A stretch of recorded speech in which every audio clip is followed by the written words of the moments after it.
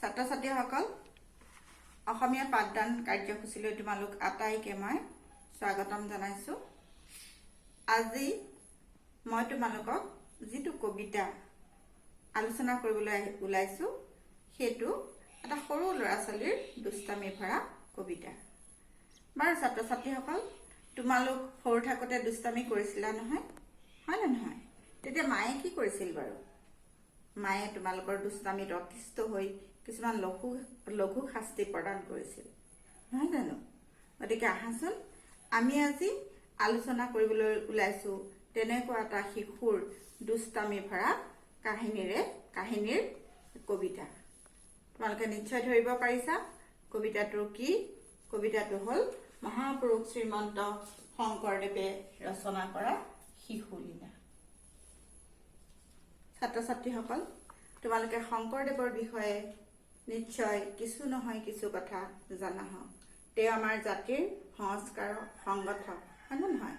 আৰু বিভিন্ন ধৰণৰ গীত পদ নাট ৰচনা কৰি আমাৰ জাতিটোলৈ অৱদান আগবঢ়াই থৈ গৈছে। নৱবৈষ্ণৱ ধৰ্মৰ প্ৰৱৰ্তক শংকৰদেৱক সেইকাৰণে সৰ্বগুণাকৰ বুলি কোৱা হয়।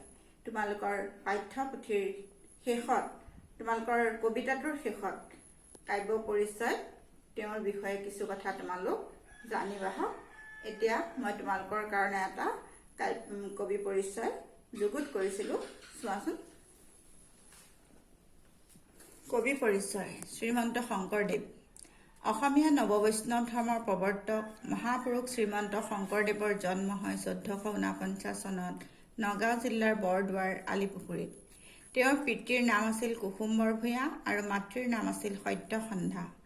সৰুৰে পৰা অসাধাৰণ প্ৰতিভাৰ অধিকাৰী শংকৰদেৱে অ আ ক খ শিকিয়েই আকাৰ ইকাৰ নোহোৱাকৈ এটা সুন্দৰ কবিতা লিখি গুৰু মহেন্দ্ৰ কন্দলীক চমকিত কৰিছিল।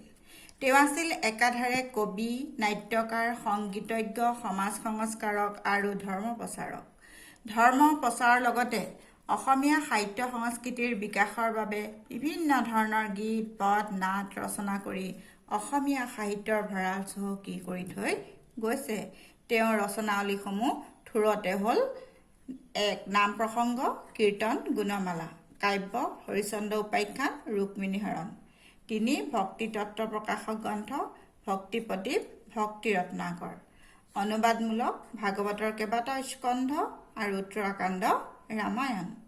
অংকীয়া নাট: পত্নীপ্ৰসাদ, কালীয় দমন, কেলিগোপাল, ৰুক্মিণী হৰণ, পাৰিজাত হৰণ আৰু ৰাম বিজয়। শংকৰদেৱে মুঠতে 6খন নাট ৰচনা কৰিছিলে। সেই নাটকেইখনক কি বুলি কোৱা হয় জানা নহয়? অংকীয়া নাট বুলি কোৱা হয়। গীত: বৰগীত, টুটয় আৰু চপয় আৰু ভটিমা। অসমীয়া জাতি তথা ভাষা সাহিত্যক উচ্চ স্থানত প্ৰতিষ্ঠা কৰি থৈ যোৱা সৰ্বগুণাকৰ মহাপুৰুষ শ্ৰীমন্ত শংকৰদেৱে 1568 খ্ৰীষ্টাব্দত প্ৰায় 74 বছৰ বয়সত কোচবিহাৰৰ ভেলা মধুপুৰত ইহলীলা সম্বৰণ কৰে। ছাত্ৰ ছাত্ৰীসকল, তোমালোকৰ পাঠ্যপুথিটো কিছু শংকৰদেৱৰ বিষয়ে পৰিচয় পাবা, টোকা পাবা। তোমালোকে তাৰ পৰা কিছু সংগ্ৰহ কৰিবা বুলি আশা ৰাখিলোঁ। এতিয়া আমি আহোঁ কবিতাটোৰ মাজলৈ। কবিতাটোৰ শিৰোনাম শিশুলীলা। কবি শ্ৰীমন্ত শংকৰদেৱ। দিনেক যশোদা নন্দ জায়া, আপুনি মঠন্দ দধি গয়া। দিনেক যশোদা, এদিনাখন যশোদা। যশোদা কোন তোমালোকে নিশ্চয় জানা। যশোদা হ'ল নন্দ ৰজাৰ পত্নী আৰু কৃষ্ণৰ মাক, হয় নে নহয়? ইয়াত জায়া বুলি ভাৰ্যা অৰ্থাৎ নন্দৰ ভাৰ্যা বা পত্নীৰ কথা কৈছে। আপুনি মথন্তে দধি গয়া। যশোদাই আনন্দ মনেৰে কি কৰিছিলে? দধি মথন কৰি আছিল। কৃষ্ণৰ শৈশৱ লীলাক স্মৰি, কৃষ্ণ গীত গাৱন্ত সুন্দৰী। কৃষ্ণৰ শৈশৱ কালৰ স্মৃতি ৰোমন্থন কৰি গুণ গুণাই গান গাই আনন্দ মনেৰে কি কৰিছিলে? সুন্দৰী যশোদাই দধি মথন কৰি আছিল। সৌম্য বস্ত্ৰ পিন্ধি দিব্য কাছে, কটিত মেখেলা বান্ধি আছে। পুত্ৰ স্নেহে শ্ৰব্যে দুয়ো স্তন, আজোৰন্তে লৰে ঘনে ঘন।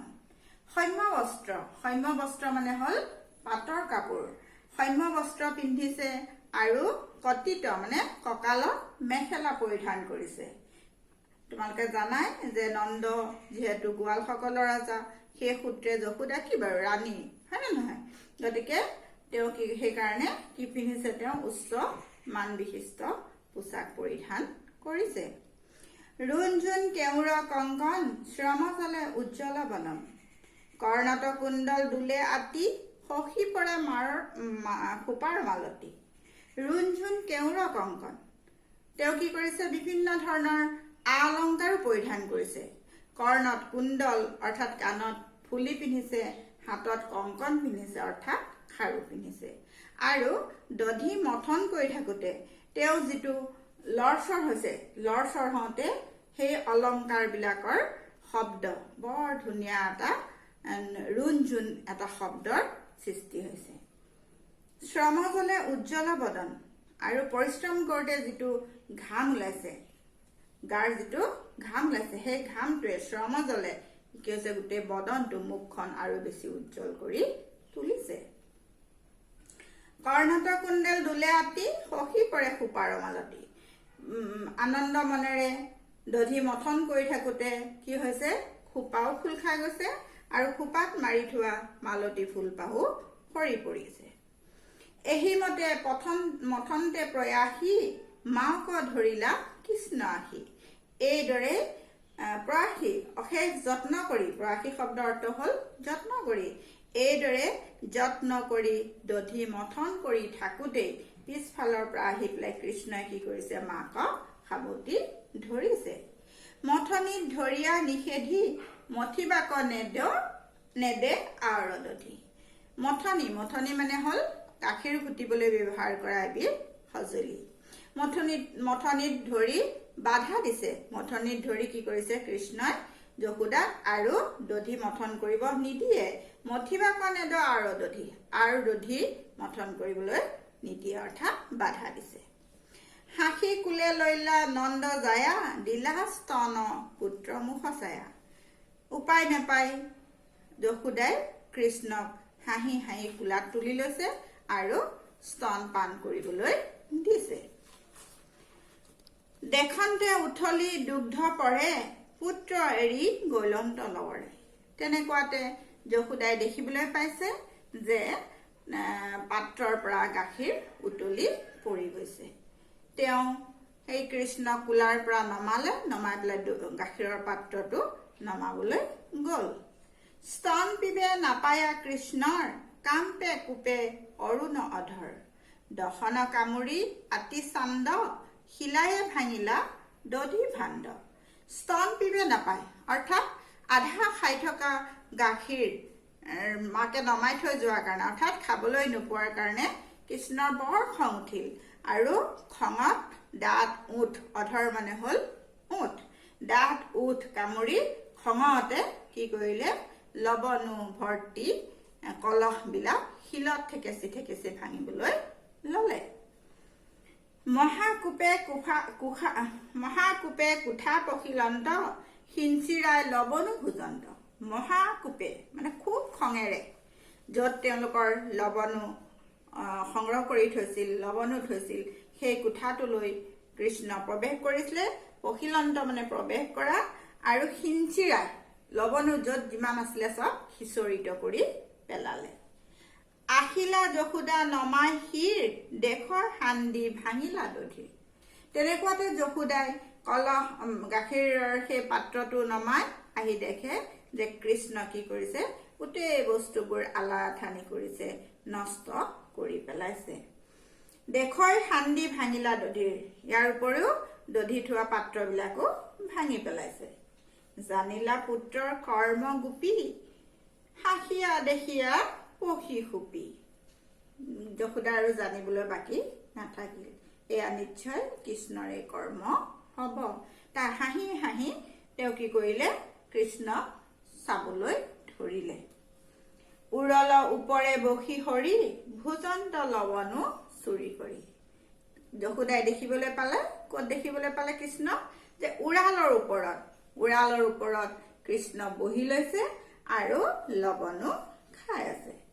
সিকিয়াৰ পৰা নমাই আনি বানৰকো তেন্ত দলি হানি। সিকিয়া হ'ল ৰছীৰে প্ৰস্তুত কৰা বস্তু আঁৰি থব পৰা একোটা সঁজুলি।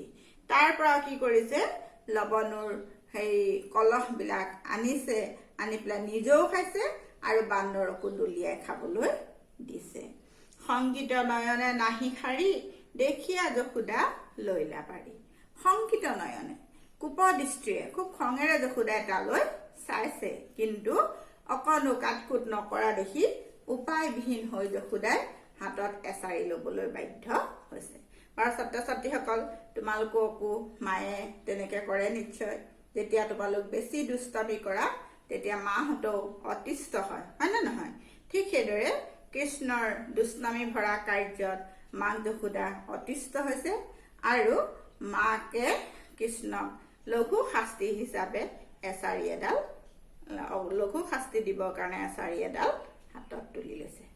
ছাত্ৰ ছাত্ৰীসকল, মই আজি ইমানতে শিশুলীলা কবিতাটিৰ প্ৰথম খণ্ড মই শেষ কৰিছোঁ।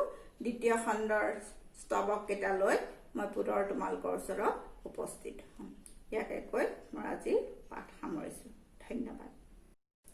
ছাত্ৰ ছাত্ৰীসকল, অসমীয়া পাঠদান কাৰ্যসূচীলৈ তোমালোক আটাইকে মই স্বাগতম জনাইছোঁ। আজি মই তোমালোকক যিটো কবিতা আলোচনা কৰিবলৈ ওলাইছোঁ সেইটো এটা সৰু ল'ৰা ছোৱালীৰ দুষ্টামি ভৰা কবিতা।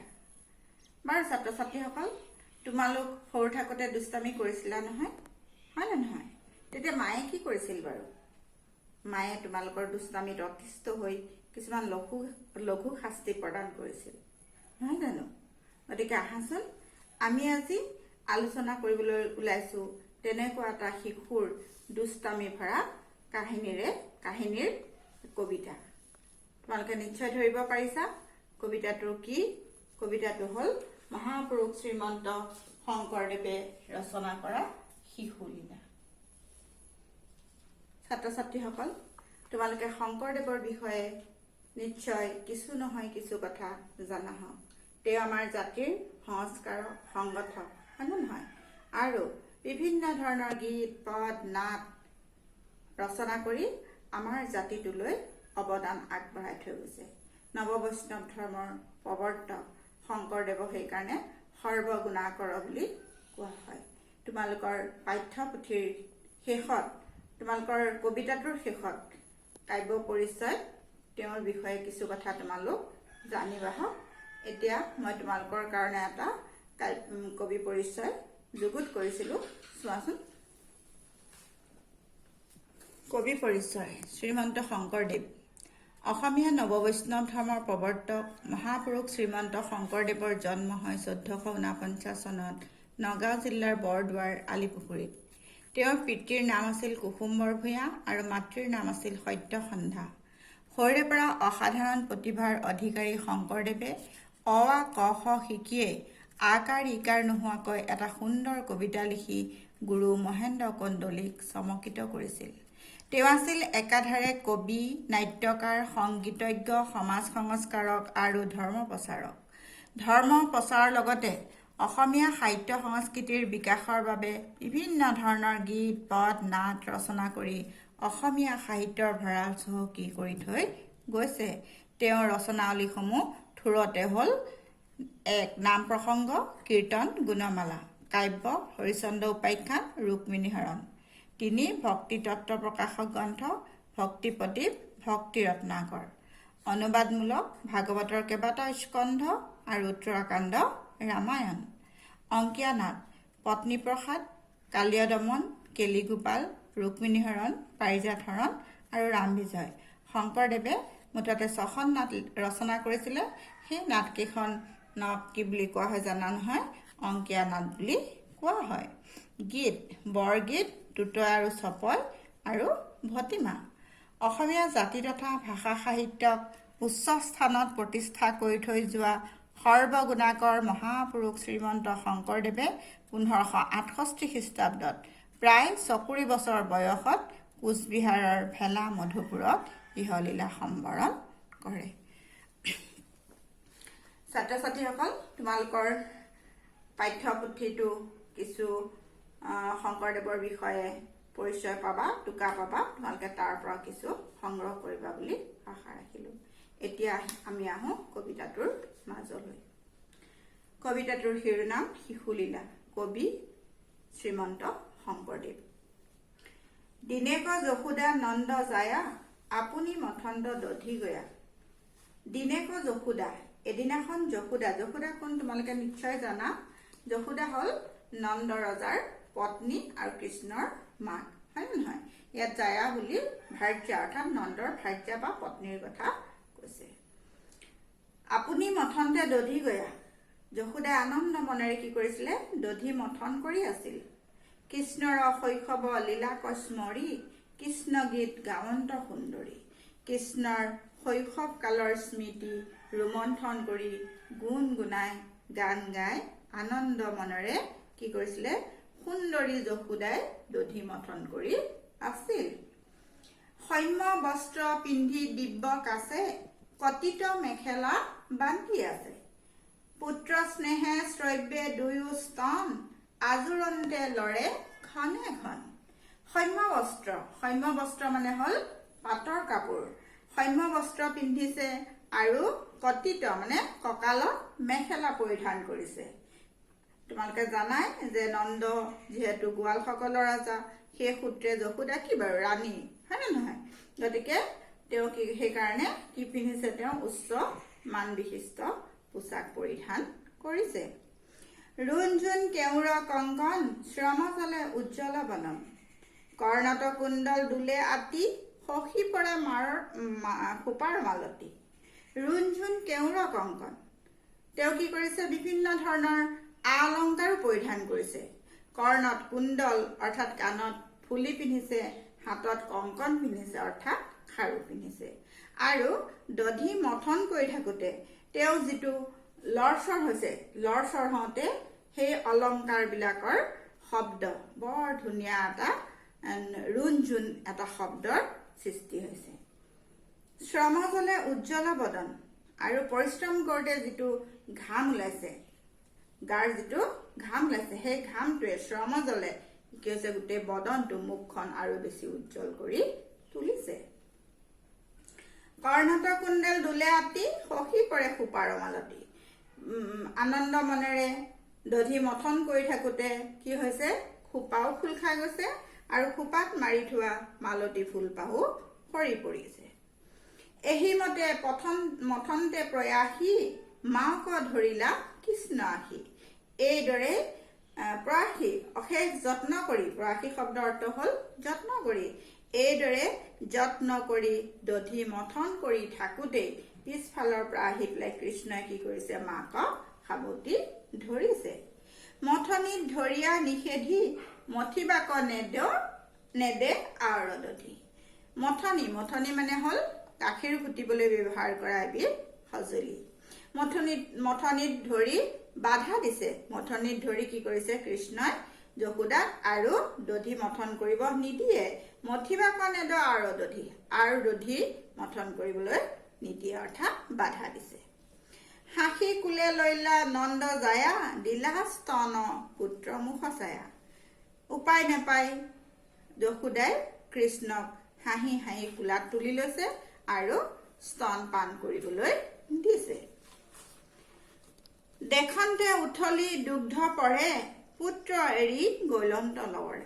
তেনেকুৱাতে যশোদাই দেখিবলৈ পাইছে যে পাত্ৰৰ পৰা গাখীৰ উতলি পৰি গৈছে।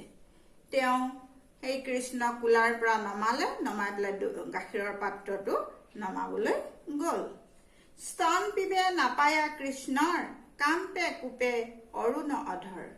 দশন কামুৰি আতি চান্দ, শিলায়ে ভাঙিলা দধি ভাণ্ড। স্তন পিবে নাপায় অৰ্থাৎ আধা খাই থকা গাখীৰ মাকে নমাই থৈ যোৱাৰ কাৰণে অৰ্থাৎ খাবলৈ নোপোৱাৰ কাৰণে কৃষ্ণৰ বৰ খং উঠিল, আৰু খঙত দাঁত ওঠ, অধৰ মানে হ'ল ওঠ, দাঁত ওঠ কামুৰি খঙতে কি কৰিলে? লৱণো ভৰ্তি কলহবিলাক শিলত ঠেকেচি ঠেকেচি ভাঙিবলৈ ল'লে। মহাকূপে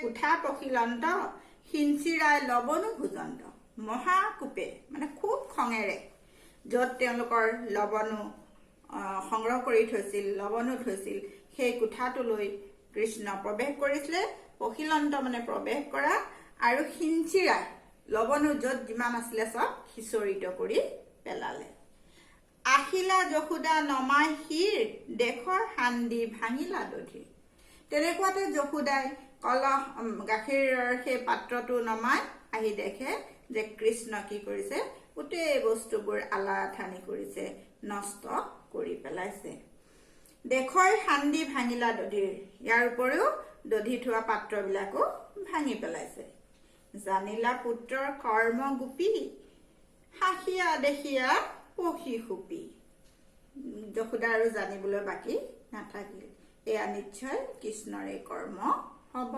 তাৰ হাঁহি হাঁহি তেওঁ কি কৰিলে কৃষ্ণক চাবলৈ ধৰিলে উৰল ওপৰে বহি হৰি ভোজন্ত লৱণো চুৰি কৰি যশোদাই দেখিবলৈ পালে ক'ত দেখিবলৈ পালে কৃষ্ণ যে উৰালৰ ওপৰত কৃষ্ণ বহি লৈছে আৰু লৱণো খাই আছে সিকিয়াৰ পৰা নমাই আনি বানৰকো তেন্ত দলি হানি সিকিয়া হ'ল ৰছীৰে প্ৰস্তুত কৰা বস্তু আঁৰি থব পৰা একোটা সঁজুলি তাৰ পৰা কি কৰিছে লৱণৰ সেই কলহবিলাক আনিছে আনি পেলাই নিজেও খাইছে আৰু বান্দৰকো দলিয়াই খাবলৈ দিছে সংগীত নয়নে নাহি শাৰী দেখিয়া যশোদা লৈলা পাৰি সংগীত নয়নে কুপদৃষ্টিৰে খুব খঙেৰে যশোদাই তালৈ চাইছে কিন্তু অকণো কাটকুট নকৰা দেখি উপায়বিহীন হৈ যশোদাই হাতত এচাৰি ল'বলৈ বাধ্য হৈছে আৰু ছাত্ৰ ছাত্ৰীসকল তোমালোককো মায়ে তেনেকৈ কৰে নিশ্চয় যেতিয়া তোমালোক বেছি দুষ্টামি কৰা তেতিয়া মাহঁতেও অতিষ্ঠ হয় নে নহয় ঠিক সেইদৰে কৃষ্ণৰ দুষ্টামি ভৰা কাৰ্যত মাক যশোদা অতিষ্ঠ হৈছে আৰু মাকে কৃষ্ণক লঘু শাস্তি হিচাপে এচাৰি এডাল লঘু শাস্তি দিবৰ কাৰণে এচাৰি এডাল হাতত তুলি লৈছে ছাত্ৰ ছাত্ৰীসকল মই আজি ইমানতে শিশুলীলা কবিতাটিৰ প্ৰথম খণ্ড মই শেষ কৰিছোঁ দ্বিতীয় খণ্ডৰ স্তৱক কেইটা লৈ মই পুনৰ তোমালোকৰ ওচৰত উপস্থিত হ'ম ইয়াকে কৈ মই আজি পাঠ সামৰিছোঁ ধন্যবাদ